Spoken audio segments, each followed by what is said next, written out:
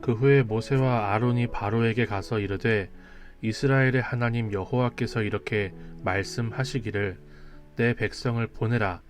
그러면 그들이 광야에서 내 앞에 절기를 지킬 것이니라 하셨나이다. 바로가 이르되 여호와가 누구이기에 내가 그의 목소리를 듣고 이스라엘을 보내겠느냐? 나는 여호와를 알지 못하니 이스라엘을 보내지 아니하리라. 그들이 이르되 히브리인의 하나님이 우리에게 나타나셨은즉 우리가 광야로 사흘 길쯤 가서 우리 하나님 여호와께 제사를 드리려 하오니 가도록 허락하소서. 여호와께서 전염병이나 칼로 우리를 치실까 두려워하나이다. 애굽 왕이 그들에게 이르되 모세와 아론아 너희가 어찌하여 백성의 노역을 쉬게 하려느냐? 가서 너희의 노역이나 하라. 바로가 또 이르되 이제 이 땅에 백성이 많아졌거늘 너희가 그들로 노역을 쉬게 하는도다 하고 바로가 그날에 백성의 감독들과 기록원들에게 명령하여 이르되 너희는 백성에게 다시는 벽돌에 쓸 집을 전과 같이 주지 말고 그들이 가서 스스로 집을 줍게 하라. 또 그들이 전에 만든 벽돌 수효대로 그들에게 만들게 하고 감하지 말라. 그들이 게으름으로 소리질러 이르기를 우리가 가서 우리 하나님께 제사를 드리자 하나니 그 사람들의 노동을 무겁게 하므로 수고롭게 하여 그들로 거짓말을 듣지 않게 하라. 백성의 감독들과 기록원들이 나가서 백성에게 말하여 이르되 바로가 이렇게 말하기를 내가 너희에게 짚을 주지 아니하리니 너희는 짚을 찾을 곳으로 가서 주우라. 그러나 너희 일은 조금도 감하지 아니하리라 하셨느니라. 백성이 애굽 온 땅에 흩어져 곡초 그루터기를 거두어다가 짚을 대신하니 감독들이 그들을 독촉하여 이르되 너희는 짚이 있을 때와 같이 그 날의 일을 그날에 마치라 하며 바로의 감독들이 자기들이 세운 바 이스라엘 자손의 기록원들을 때리며 이르되 너희가 어찌하여 어제와 오늘에 만드는 벽돌의 수요를 전과 같이 채우지 아니하였느냐 하니라. 이스라엘 자손의 기록원들이 가서 바로에게 호소하여 이르되 왕은 어찌하여 당신의 종들에게 이같이 하시나이까? 당신의 종들에게 짚을 주지 아니하고 그들이 우리에게 벽돌을 만들라 하나이다. 당신의 종들이 매를 맞사오니 이는 당신의 백성의 죄니이다. 바로가 이르되 너희가 게으르다 게으르다. 그러므로 너희가 이르기를 우리가 가서 여호와께 제사를 드리자 하는도다. 이제 가서 일하라.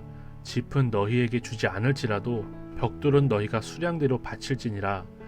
기록하는 일을 맡은 이스라엘 자손들이 너희가 매일 만드는 벽돌을 조금도 감하지 못하리라 함을 듣고 화가 몸에 미친 줄 알고 그들이 바로를 떠나 나올 때에 모세와 아론이 길에 서 있는 것을 보고 그들에게 이르되 너희가 우리를 바로의 눈과 그의 신하의 눈에 미운 것이 되게 하고 그들의 손에 칼을 주어 우리를 죽이게 하는도다. 여호와는 너희를 살피시고 판단하시기를 원하노라. 오늘 본문에 나오는 바로는요, 모세와 아론이 전한 하나님의 말씀 앞에서 굉장히 인본적인 태도를 취합니다. 하나님이 말씀하셨다니까 너희가 게을러서 이런 꼼수를 부린다라는 식으로 오해를 하면서 그 말을 곡해하고 있는 거예요. 이렇게 하나님이 없다고 생각하는 사람들은요, 항상 하나님과 하나님의 백성들을 오해해왔습니다. 이전에 나온 것처럼 여호와를 알지 못하는 사람들의 특징이 이런 것입니다. 우리가 무슨 말을 해도 그 사람들은 우리를 미워하고 오해할 것이 당연한 거예요. 물론 사람들이 자신의 신념을 가지고 만들어낸 종교는요, 그것을 빌미로 자신들의 이득을 취할 수도 있습니다. 그러나 이스라엘의 하나님, 우리 하나님은요, 살아계신 하나님이십니다.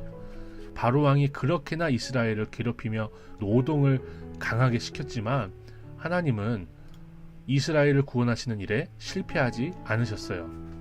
우리 시대에 요즘 경제가 특히나 더 어려워지고 특별히 부동산 문제가 많이 어려워졌습니다.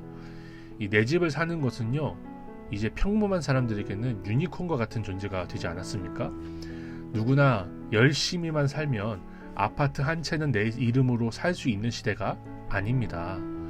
또 우리가 물가가 치솟기 때문에 10,000원으로 살 수 있는 것들이 점점 줄어드는 그런 시대를 우리가 살고 있어요. 이스라엘 백성들의 노동의 문제가 그 인생의 무게가 더해졌던 것처럼 우리에게도 인생의 무게가 점점 무거워지는 것 같습니다. 이렇게 먹고 살기가 팍팍한 시대가 되었으니 우리는 먹고 사는 문제 때문에 주님으로부터 멀리 떨어져서 우리 삶의 문제에 집중하게 될까요? 정말 하나님이 구원하신 사람이라면 돈이 많고 적고를 떠나서 주님을 섬길 수 있다는 생각을 해볼 수가 있었어요. 먹고 사는 문제가 우리를 조여와도 과부가 드린 2렙돈처럼 주님을 여전한 방식으로 섬기는 제 자신이 되기를 이 본문의 말씀을 큐티하면서 생각해보고 결단하고 적용해 볼 수가 있었습니다. 우리 모두가 정말 우리 인생의 무게가 짓누르고 어려움이 닥쳐올 때에도 신실하신 주님을 굳게 붙들고 나아갈 수 있는 삶을 살기를 소망합니다. 하나님 아버지, 우리가 주님을 사랑하는 것 때문에 오해를 받고 미움을 받아도 주님 앞에 오히려 감사하는 인생을 살게 하옵소서. 바로 왕이 노동을 무겁게 하여도 주님의 구원 계획을 막을 수 없었던 것처럼 경제가 어려워지고 우리에게 날로 인생의 무게가 짓눌려 오는 사건들이 닥쳐와도 우리가 주님을 사랑하는 마음은 오히려 더 뜨겁게 되기를 원합니다. 우리를 향하신 하나님의 신실하신 계획을 믿고 상황과 환경에 휘둘리지 않는 우리의 하루가 되게 하옵소서. 예수님의 이름으로 기도드립니다. 아멘.